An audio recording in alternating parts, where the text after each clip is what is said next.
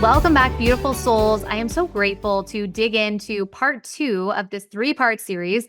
The first part being last week, where we talked about uncovering your passion and purpose and how to actually do that. So we covered that last week. Now what we're going to lean into is, okay, great. You've uncovered your passion and purpose. Now, how do you start to lean in a way that when your ego gets involved, what happens next? Because often we're going to get the green light, go for it. Yes, follow the passion and purpose.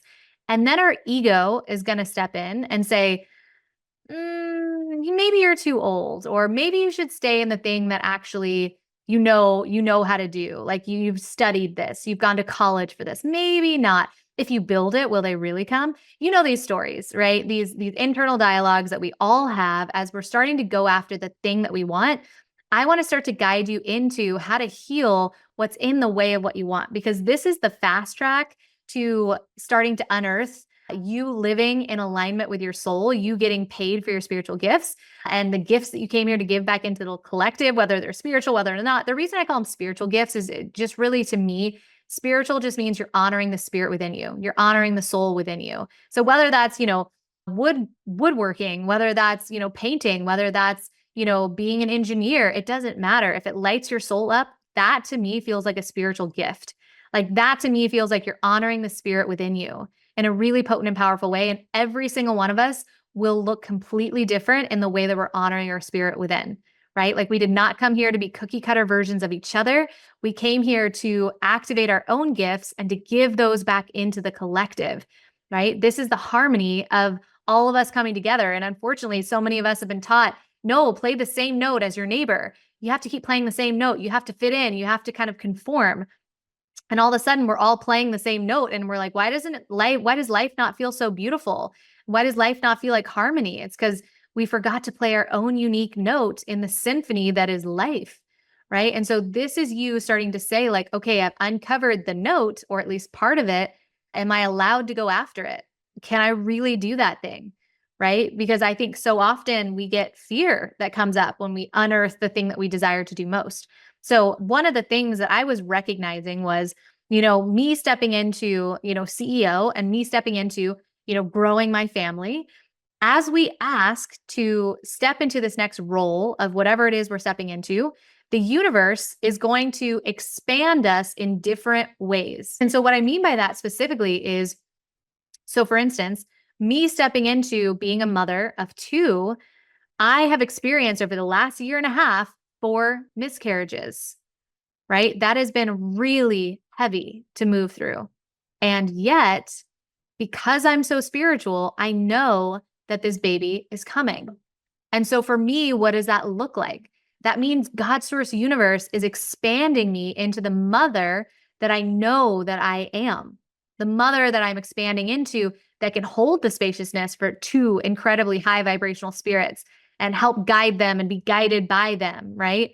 That's the power, the beauty of children. Like they're guiding us all the time, sometimes us more than them, because for us, we're really just reminding them about how to not get hurt. You know what I mean? But ultimately, like they come in with so much wisdom that hasn't been blocked. I mean, there's so much we can learn from children. So when I asked for, I'm so grateful to step into as a mother of 2, God Source Universe was like, perfect. We're going to expand you into that powerful, grounded, loving, compassionate mother of 2. What does that look like? The journey that I've been walking, right? Now, would I wish this journey upon anyone? No, of course not. It's been so difficult, so devastating back to back, right? But also, it has been expanding me into a more powerful mother, a more loving and compassionate partner and mother, a more grounded CEO, a more powerful woman, right? Of really like connecting to the beauty of my body and what she's doing and what she knows how to do, right? Instead of demonizing the different parts of the experience, I'm like, I'm so grateful to be able to find the beauty in this experience, right? I'm so grateful to understand what it is that my body is trying to teach me and tell me, right? And I know that there's an element to divine timing along with all of this, which is really, beautiful as well. Now, does that test the patience along the way? Absolutely. As an Aries, my goal is to do it yesterday. And so that's something that, is my stretch, is like recognizing, like leaning further into surrender, leaning further into trust, right? So what I'm guiding you into is essentially when you unearth the thing that you desire to do, the thing that you're most excited to do in this world, you're going to start to hit some boundaries that you're desiring to actually break through. So you're going to hit the wall, right? Because you peered over the edge of the wall and you're like, "Ooh, life over there looks amazing." And then you go to do it and you hit the wall, right? And the wall is there for you to actually break down. And what is the wall metaphorically? It's an old version of yourself that needs to be almost like a phoenix rising, burned down to the ground so that you, this new version of you, can be unearthed. So we experience that in many different ways. We experience that through polarity and we experience that through love, right? So this journey has been both of these miscarriages. It's been a totally polar opposite experience where it's like dropped my knees moments, feeling so frustrated, feeling so lost, all of these things back to back, first of all, griefs, 4 of them in a year and a half, and then simultaneously postpartum anxiety and depression times 4. I mean, it's been a rocky road. And yet there's this part of me that's like, I've never felt more in tune. I've never felt more compassionate. I've never felt stronger. I've never felt more loving. I've never felt more connected to God through this experience. And so I'm recognizing the power of this experience in and of itself. So we have to start looking for the good. And what I mean by good, because I really don't like saying anything is good or bad, what I mean by is finding the light within the experience, finding the light within the shadow. We are both. We are both shadow and light. And the more love that we can pour into the shadow, the easier it is for that to be healed, released, so that we can step into this more an aligned version of ourselves, right? And so I know so often people always say like they uncovered their passion and purpose, they're ready to go for it, and then all of a sudden they're like, "Oh no, what will my parents think? Or what will my friends think? Or what will society think if I really actually say like, okay, I'm going after the thing that I want? Am I gonna be judged?" Right? This is what holds a lot of people back from going after their passion and purpose. And so what was really powerful about this experience was I remember when I was 2 weeks postpartum with William, my son, my first son, and I remember, 2 weeks postpartum, I'm like, you know what? I feel like I just want to support people on TikTok today. I just want to support some mamas, like, because I am so grateful for this new thing that I'm using that feels like it's really helping with motherhood. So I'm just going to share about it. So I create this like 15-second TikTok video about it's totally irrelevant, but about the sanitizer I'm using for my bottles. So I'm like, wow, like look how fast it dries my bottles. Like it literally no thought went into it. It was just like, I want to help one mama today and it's easy and I can do this even on zero sleep and me, moving through all of the hormonal shifts that happen when you're a new mom, right? So I upload the video and then I go back to doing like my day-to-day stuff. And about 15 minutes later, I open the app and it's got hundreds and thousands of views and thousands of comments from people saying, "I hate you. You're a bad mom. You're an idiot. I can't believe you would do this. What are you thinking?" And my whole body was like constricted and embarrassed and ashamed and like, am I a bad mom? And what is going on? And like, wow. So I was having this like total experience of judgment, like all of this judgment coming in, which by the way, was from like user number 45714 with no photo. I'm like, okay. But ultimately, when I'm in the moment, I was so like, I was in like a total fear and like that fight, flight, or freeze mode where I just was like, oh my gosh, what just happened? Like, what just happened? I'm on zero sleep and I can't handle this. Right. And so, what I was recognizing, what I actually channeled about the experience was, Christina, it only resonates with you, like the feedback, the judgment, all of these things only resonate with you if there's a part of you that agrees with them or fears that they're right. And so, what I mean by that is if people, user number 457 with one photo, or with no photo, commented on my post and said, "You're a purple rhinoceros," I'd be like, huh, it's a weird thing to say, right? But if user number 45917 with no photo is saying you're a bad mom, and I'm feeling like, oh my gosh, am I a bad mom? Did I do something wrong? There's a part of me that feared at that moment in time that I was a bad mom because I was 2 weeks in and I had no idea what I was doing. There was absolutely no manual. And I was like totally sleep deprived and learning a brand new skill, 97 skills all at one time. And, earthing or birthing this new life along with this baby.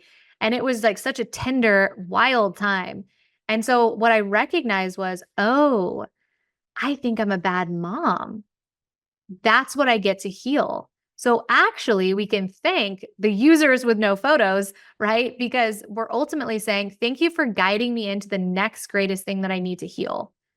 Thank you for reminding me of the next greatest thing that I need to heal to step into this next level version of me, the empowered mother that I am, the CEO that I am, the courageous woman who's sharing on social media, right? Thank you for guiding me into the next greatest thing that I get to heal so that I can fully embody her, right? So it's actually really powerful when we recognize the triggers. The triggers are just simply guiding us into the thing that we're meant to evolve into or grow out of, right? Pain is the portal.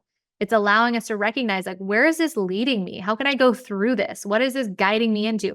And what is this ultimately reminding me of that I get to heal? Right. And so for me, that was like, thinking about the generations, it was kind of some generational trauma around that, where it was like, I was healing that on behalf of my bloodline. A lot of women thinking like, am I doing this right? Am I enough? Like, what am I doing? This is so difficult, right? And I was starting to bring in more grace, more compassion with the process by simply healing and starting to recognize the part of me that needed to be seen and witnessed and loved on behalf of myself and my bloodline and the collective and mothers everywhere. Right. And so it was like about recognizing I'm actually really grateful that the feedback came in because now I know what I need to heal next. So it's really potent and powerful that we do that. And one of my favorite ways to heal some of these big things that come through are I love going into the Akashic records, which is why I do it for myself. I do it for my clients all the time is I go into the Akashic records and we start to notice where is this energy originating from? Because if something's triggering us, that's telling us the pan was already hot. It's like we just interacted with the pan for maybe the first time or the 19th time where we're like, ouch, what's that about? Right? That's the trigger. But what we need to recognize is it's not the that I touched it. It's not the experience in and of itself. It's that the pan was already hot. Why was the pan hot in the first place? Where was it originating from? Where's the heat coming from? Right? Versus the interaction. Where's the heat source? And so that's what I love about the Akashic records is it allows me to be able to go in and say, like, where is this energy originating from? Where has it been living? Is it in this lifetime? Is it in past lifetimes? Is it in future lifetimes? Like, let's unearth this. Let's understand where this has been living. And then from there, that's where I love being guided by my angels and guides to say, like, and now how do we unearth that energy? Because it's one thing to just be like, hey, it's living in this lifetime. And you're like, great. So can we do something about that? And the answer is yes, when you lean into someone who can open the Akashic records, but also help you heal what is unearthed and what shows up. This is where I feel like my clients will say like, holy crap, I've been holding on to this for like 2 decades and I don't even resonate with that anymore because we just move the energy around it, right? It's so powerful. And so that's why I just love using the Akashic records and then simultaneously using the different modalities to help to move the energy on where it was originating from. So it's so, so, so powerful and so potent, right? And so that's one of the things is we can actually be grateful for the pain, because it's expanding us and it's allowing us to step into that next level version of ourselves that can hold the powerful container of what we've asked for. We're asking for something bigger, therefore we get to expand into something bigger, something that can hold that vision that we've asked for. God's like, yeah, great, do it. And you get to expand into that. What does that look like?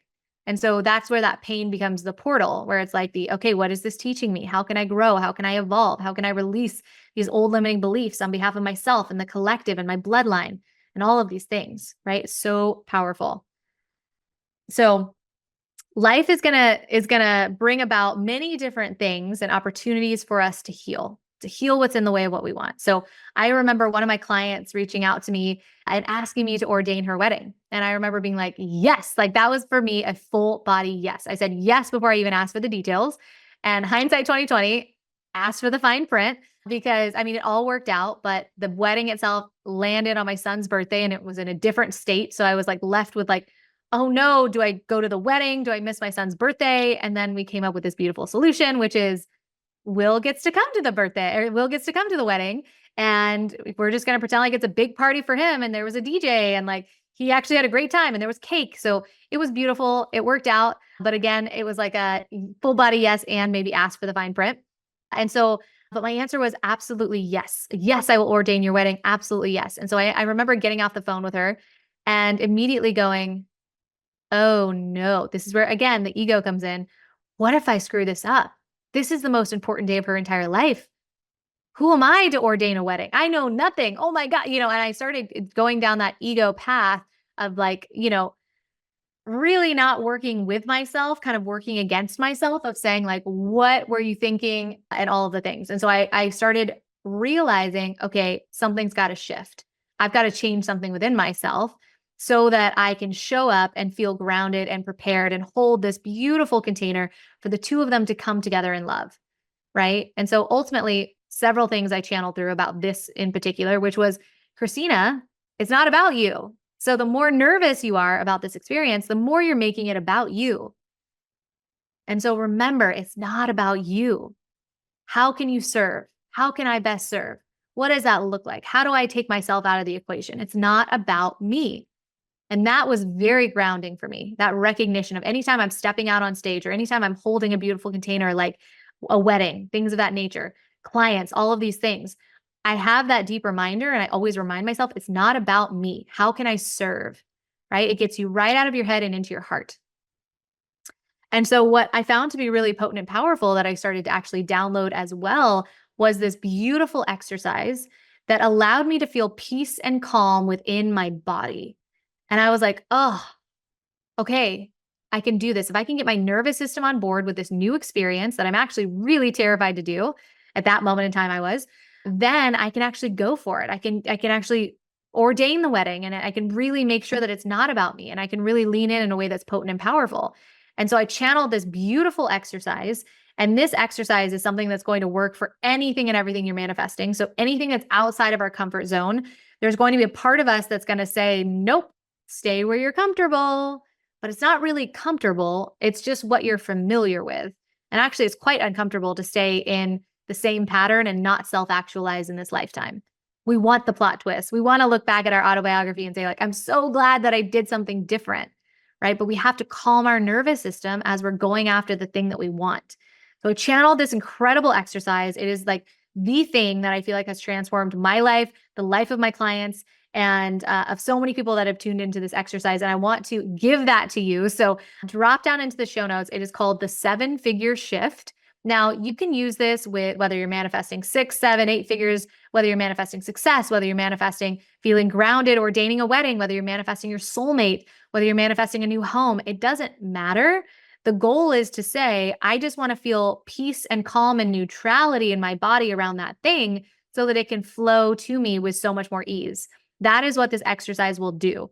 So drop down into show notes, click the link. It's so powerful. If you're listening now as well, what you can also do is open up Safari and just type in christinadeering.com/shift and download that 7-figure shift. So it's CHRISTINADEERING.com/shift. And I'm so grateful to give that to you, because this is one of the things that I'm so grateful I channeled it. Like it truly had me feel so peaceful and calm in my body that even when I showed up to the actual wedding and the groom was nowhere to be found, I still was like, that's okay. Everything is working out. Everything's going to be okay. And I remember some people kind of around me freaking out, but because I felt so grounded and so neutral and so loving and peaceful in my body, it was like everyone was kind of feeding off of that energy where they were like, you're right. It is okay. Everything is going to work out. Like, I'm grateful. You're right. Let me tune into that. And so it was really beautiful and powerful because it allowed me to hold this beautiful sacred container. It allowed me to neutralize even energy that was happening in my external reality, so that, even when the groom did finally show up and he was green in the face because he had been throwing up, it still worked. Everything still worked out, and it was beautiful and potent. And even when, half of the bridal party didn't recognize that the groom wasn't there and they started walking down the aisle, and then everyone's looking back at where we should be walking out, but there's no groom, so the rest of us didn't. It still brought peace and calm into the experience, right? And so I think that was so potent and so beautiful and so powerful. So I'm so grateful to give this to you. It's called the 7-figure shift. But again, you can utilize this to manifest in absolutely anything that you desire. And I'm so grateful for you to tune into this and allow yourself to really be supported and guided, because this isn't an exercise from Christina. This is an exercise channeled from my guides on behalf of for the collective, right? So that we can start to really tune into it's safe to go after my dreams, because ultimately what we're doing is we're just healing what's in the way of what we want and creating safety in our body so that it feels okay for us to take the next step and then the next step and then the next step. So I'm so grateful for you to tune in. I'm so grateful for you tuning in to this beautiful 3-part series. I can't wait to tune into next week's. It's going to be all about making money doing what you love. So we talked about unearthing your passion and purpose, healing what's in the way of what you want. And then next week, we're going to be tuning into how to make money doing the thing that you desire most. So I can't wait to dig into that episode. It's going to be so beautiful, so potent, and so powerful. And until then, I'm sending you so much light and love, and I'm eternally grateful for you and tuning into this beautiful space so that we can create beauty and magic in the world all around us. Sending you so much love. Mwah.